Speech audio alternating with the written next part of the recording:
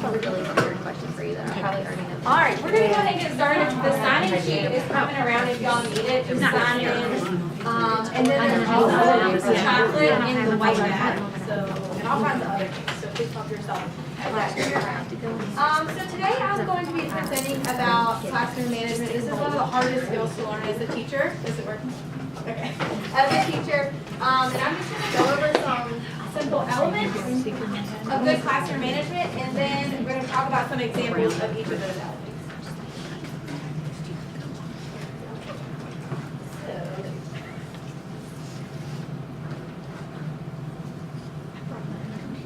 Okay, so this is.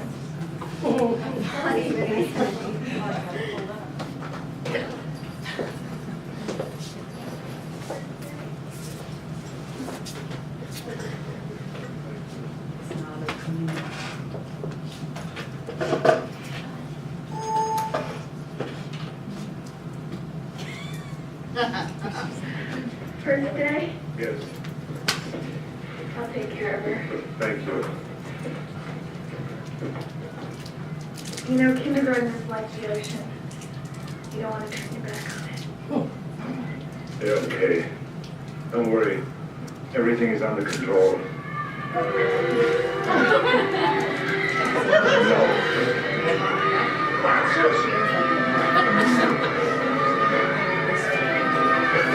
What is this?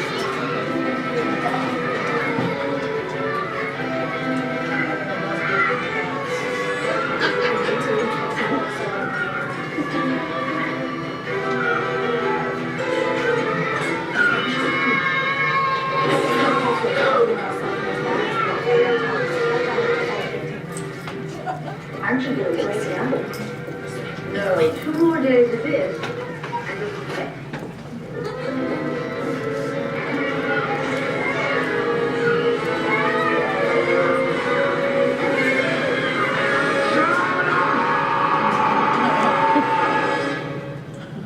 Shut up! Shut up!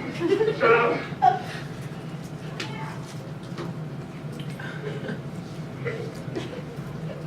No. Don't start this. Oh, no.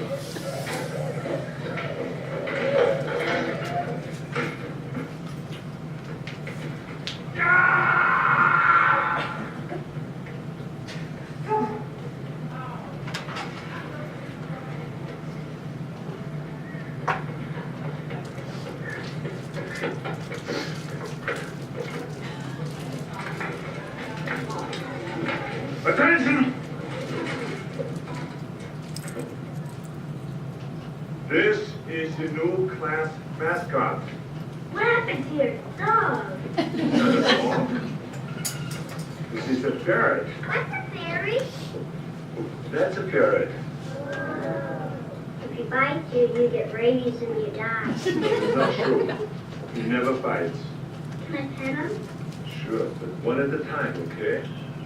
Good. Okay, next one. Come on. Yes. Good. Yeah. Good. Now we're having fun. So the answer to all of our classroom management issues is to get a ferret. Thank you for coming. All right, so today we cannot get a ferret for our classroom. So we're going to learn some strategies that we can improve our classroom management that you can implement tomorrow. So just to go over some effective classroom management elements, the first one is the classroom design, so how your room is structured. Rules, discipline, time management, organization, communication, and relationship building. We're going to go through each one pretty quickly. After I talk about what's on the slide, if you guys have anything that you want to add that you're doing right now in your classrooms, that would be fabulous. Just share out. So the first one is your classroom design. It's obviously so important, and we all know that, but I think the biggest thing is for us to be flexible. Something that I've kind of learned as a teacher is the students need to be able to learn wherever they're comfortable. And especially in our classrooms, we have one student who literally has to be like upside down in a chair to take a test, and he will get 100 every single time. guaranteed. So that's something that we've just kind of learned is to be flexible, allow them to, work anywhere in their room as long as you have some of those boundaries there and things set up. If learning is getting in the way, then move or separate the students. And these are just some of the various things that I've found all over that we can use in our classroom to make it kid friendly. So. Rules. The best thing for these kids is for it to be short and sweet. I think the Eagle expectations are perfect, especially since we say them every single morning. It is awesome. And they really know that those are the rules in our school as well as in our classroom. I just wanted to point out one thing that we do in our classroom. We do the Germex for the bathroom, boys and girls. It really does allow the kids to be in control of their own bladder without having us to get in the way. So can I go to the bathroom? Can I go to the bathroom? Can I go to the bathroom? It eliminates all of that and allows them to be in control. When we first did it, I've done it every single year. And every single year in the beginning of the school year, it's cool. So they do it all the time. And, they're using the bathroom like 3 or 4 times in a class period. But the newness of that rule does wear off and they do follow it. So we like it and it's been really effective in our classroom. Something else that I wanted to point out was to increase those student responsibilities. The more free time in your classroom that you have is more time for them to get in trouble and cause a disruption in your management. So if you can increase those responsibilities, then their success rate is going to go up. Okay? Anybody want to add anything so far? So for discipline, we obviously, and Quentin really do try to work on the positive, and that is something that we do, I feel like across the board. I've been in some of the classrooms just because some of the assignments that I've had for grad school requires me to visit other classrooms, and there's so many cool things that we're already doing in this whole school. And I think one of the biggest things that I've seen is the ticket reward system. We've done it every year, and the kids love it. They exchange those tickets at the end of the month for prizes. And not all of them cost money. I'm sure we've seen a ton of things on Pinterest about all kinds of things as rewards, but there's an example of our reward system over there. And if you're logged on to the presentation on your Chromebook, you can actually click on some of the, I probably can't presenting, but if you click on some of these things, there's a link to where you can go to use it in your classroom. And we do the secret student in here as well. It's just a student who, we put the name on the board in the morning, and then we watch that student all day long to make sure that they're following the rules. And then if they earn the secret student award, then they get a pencil and a brag tag at the end of the day.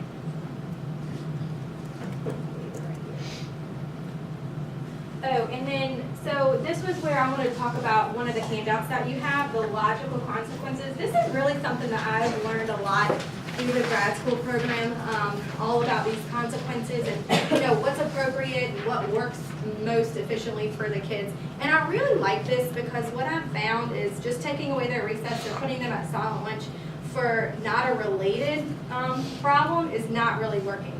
So if you can relate their consequence to their action that they did in your classroom, that would be best. So I think one of the examples, I'm gonna look up here, on there was if they're in the line, if they're too loud or silly, then you can walk with the teacher and spend 2 to 5 minutes during recess practicing walking calmly and quietly. So I thought this was a really cool little cheat sheet that you can keep in your classroom if you want to use some of these logical consequences. This is something that's really coming to the forefront of education. It's really good, and it seems to really help the kids learn from their mistakes and not repeat them again. So I thought that was pretty cool. Time management, which is always a struggle, I feel like, just in the everyday system. So one of the things I feel like that I'm a stickler on is trying to watch that clock and make sure that I'm on time to everything. So something that I did my first year of teaching was create alarms. We have kids going in and out of these classrooms every single day, whether it's the reading specialist or therapeutic or Miss Washington or whoever it may be. And so I found that trying to figure that all in my brain by myself was not going to be possible, on top of the many other responsibilities we have as a teacher. So we do alarms in our classroom, and we set them. So for example, McKenna and Ryan in my classroom, they go to another teacher at 8:30 every day. So I backed it up a minute. That way they have time to get to wherever they're going. And it goes off every day, and the kids know. As soon as, I don't even have to say anything. It goes off. We make eye contact, and they go, and I know where they're going, and then they come back when you're done. So I really like that, and that seemed to help me to be a clock watcher. And also, so transitions in the classroom, like moving from station to station, can take up a lot of time. So I found this really cool, if you're on Instagram, this girl, her name is Stephanie. I'm not sure where she teaches, but I think she teaches 4th grade. This is her handle if you wanted to, it's also in the PowerPoint, but I couldn't pull this up because obviously they blocked Instagram through the school. But she did a really cool transition when they're rotating from station to station. So we've actually implemented that in our classroom. We are still working on it, so it is not perfect. But here's a short little video clip of them.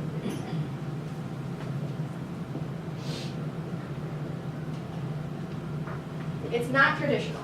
The traditional one would be rotate or switch or the bell or whatever it may be. So this actually incorporates them, and it gets them excited, it gets them up and moving, and they have a very short amount of time to move from station to station.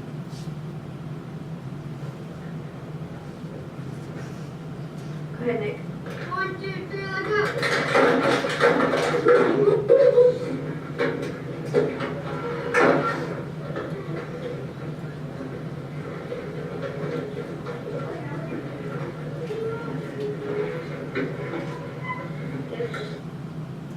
So I call on a student, and that student knows to go 1, 2, 3, let go, and then they clap down, whoosh, and then they all just get up and move.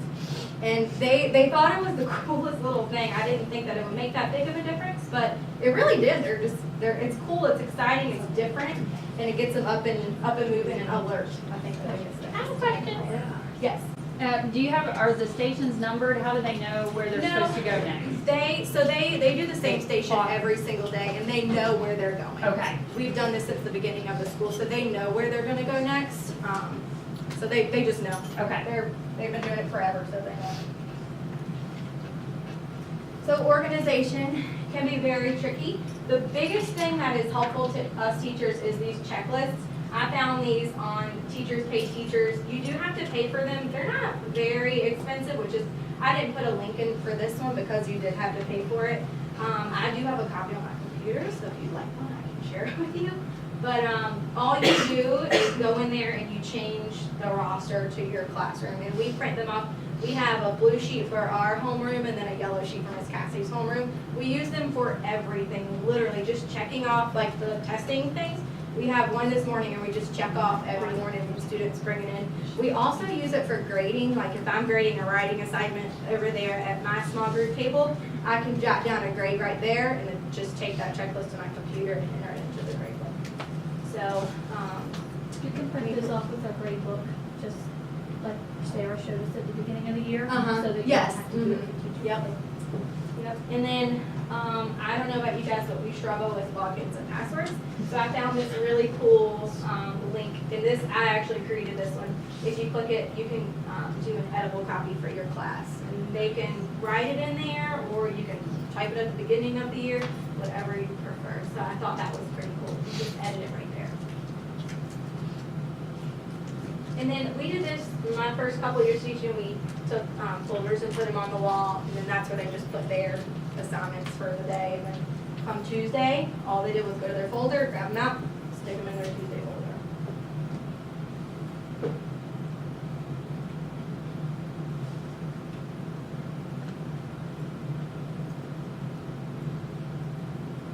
And the last thing, communication for parents and students can be tricky. I know a lot of us use Remind.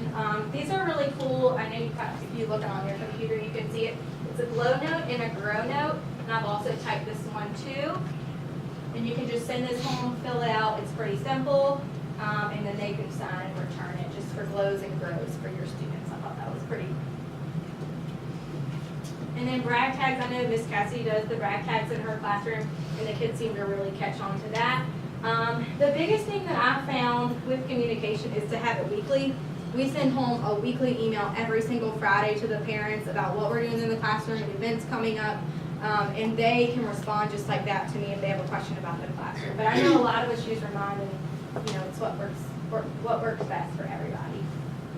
And then for the students, it's just, we have to be clean and cut with them. Be very specific, don't be vague or anything like that. Just be clear and make sure they understand your objectives for whatever's happening. So the biggest thing that I found in my research was that all of these things are very important. But without this last piece, none of these things are possible. And it's the relationship part. We have to have a relationship with these kids in order to have a lasting effect on them for their entire future. And this is something that I feel like I have been working on and trying to be vigilant of ever since I began teaching. And all thanks to Miss Cassidy for that, because she instilled on me to just have lunch with them, go to their ball games or football games, whatever it may be, let them know that you care. All those little small things really do help the biggest difference. It means the world to me when I can see a 4th or 5th grader in the hallway and they remember a conversation we had at lunch 3 years ago. So it truly does make the biggest difference that in our lives. So, and they really do. I put this in their humor and letting them know about us because they really do want to know every single detail about our lives. I try to hide one thing every year, and I tell them that, okay, I'm not going to tell you until the end of the school year, or when you graduate from a lieutenant, or whatever it may be. So this was just the biggest thing that we can do for our kids. It's so important. I can't stress that enough to you. That was, in all my research, this was the one thing that was consistent across the board, was this.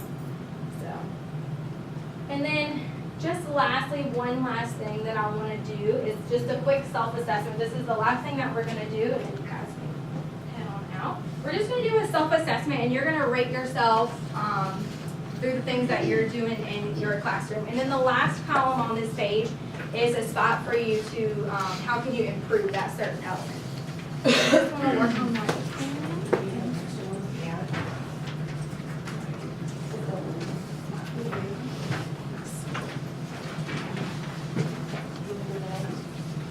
sure, that's fine.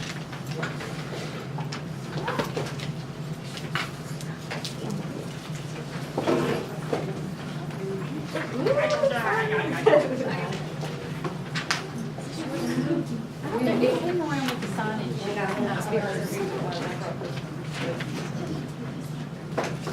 So 3, it means you got it. And then 2, you're kind of neutral. Maybe you need a little bit of help with this one, maybe not. And then the number 1 is just if you need some help with that.